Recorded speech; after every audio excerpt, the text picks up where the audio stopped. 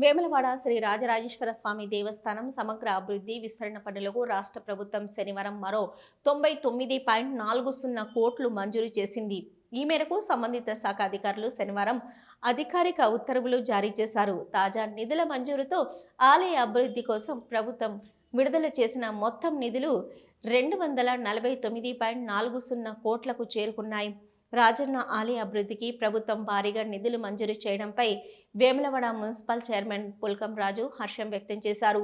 ఈ సందర్భంగా చైర్మన్ పుల్కం రాజు ఆధ్వర్యంలో కౌన్సిలర్లతో కలిసి ప్రభుత్వ విప్ ఆది శ్రీనివాస్ను మర్యాదపూర్వకంగా కలిసి శాల్వాతో సత్కరించి కృతజ్ఞతలు తెలిపారు. అనంతరం మున్సిపల్ చైర్మన్ పుల్కం రాజు మాట్లాడుతూ వేములవాడ పుణ్యక్షేత్రానికి మహాదశ పట్టిందని ఆనందం వ్యక్తం చేశారు.